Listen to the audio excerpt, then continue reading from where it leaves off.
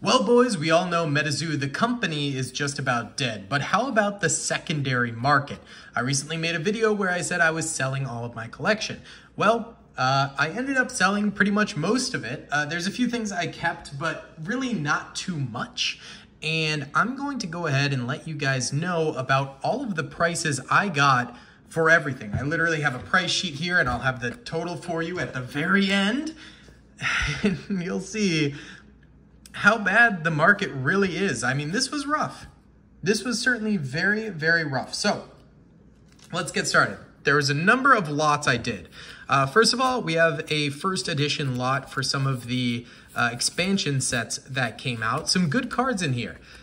I will say, I think this lot, had I sold it a year ago, easily 200 bucks, maybe 150, something like that. 3 full hollow Mothman, full hollow Wendigo, Grim Reapers. Yeah, I mean, good cards. Headless Horseman, good cards in here. This got $17. $17 lot. That's what it sold for. Yep. Oh, and all these prices are not with shipping. So with shipping, I think it's like 25, something like that. But all of these prices are going to be without shipping. Now, we have ourselves a Kickstarter full hollow lot. Luckily, I purchased almost all of my Kickstarter stuff a really long time ago. So this stuff, while it didn't sell amazing, I definitely made my money back on it. So Kickstarter full hollow lot, $127.59. Pretty bad considering that there's a lot of the most popular cards in here, but that's okay. All right, so $127 right there. Then this one I was surprised by.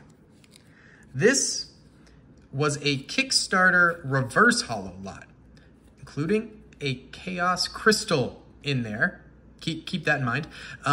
Loveland Frogman, 2 of the Tripaderos, which were supposed to be like a huge error card, but didn't end up coming to really be worth anything. All of this right here, $20.50. Oh, it's so bad, guys. Oh, it is so unbelievably bad. Okay, now, 2 Topps Cryptid Nation numbered to 999. Yes, these are serialized cards, 2 of them in the same lot. Only 999 of these 2 exist, and I have 2 of them. So you own 2 of these if you buy this lot. $20.50. Yep, $20.50. That's crazy. That's crazy. Those previously were going for about 70 bucks a piece. So that's insane. And no, I don't really regret selling all of this. To be completely honest with you, it was time for me to move on. I'm not going to have any regrets at this point. I mean, I just want to move on.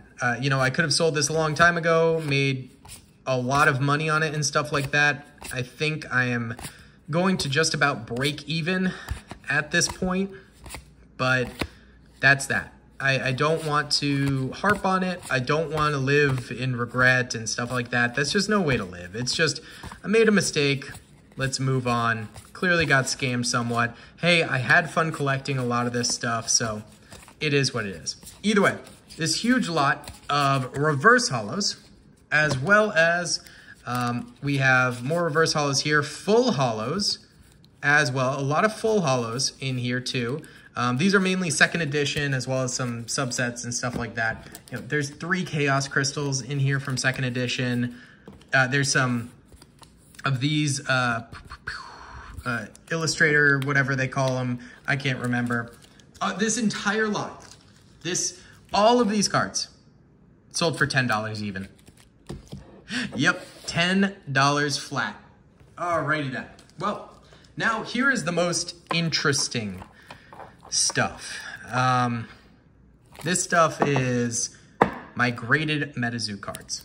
So we'll finish with the Cryptid Nation Mothman. So starting ourselves off, we have a first edition Cryptid Nation Mothman Hollow PSA 10.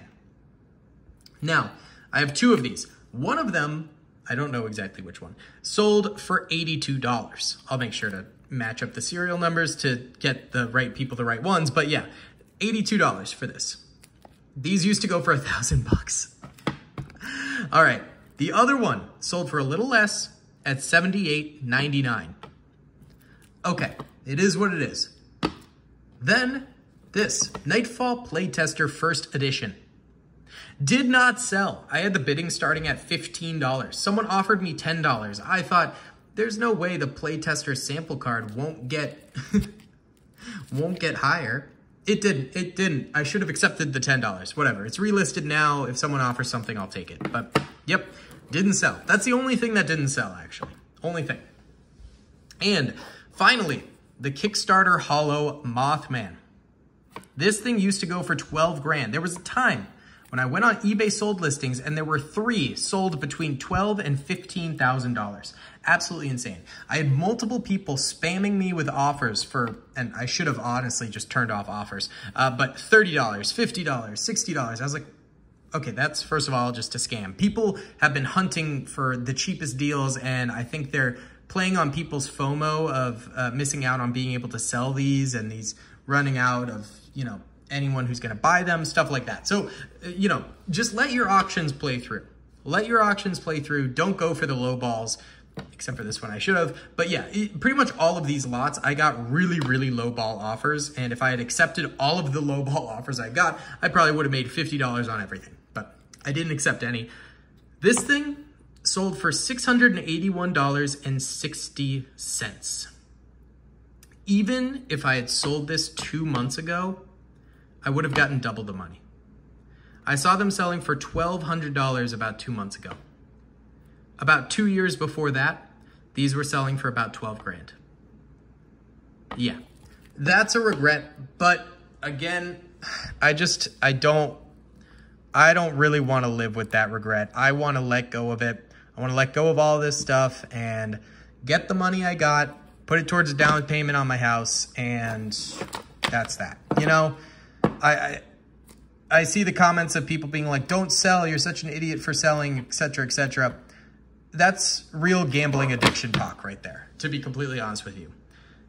Don't sell, don't sell, don't sell is pretty stupid. If, you know, things have been going downhill for the past 3 years, I'm not going to hoard these things and let them depreciate further and further and further. I'm going to sell, I'm going to get out while there is still money to get out. And you know what? If it does go back up, I don't care. You know, this is my decision now, and I'm just going to live with it.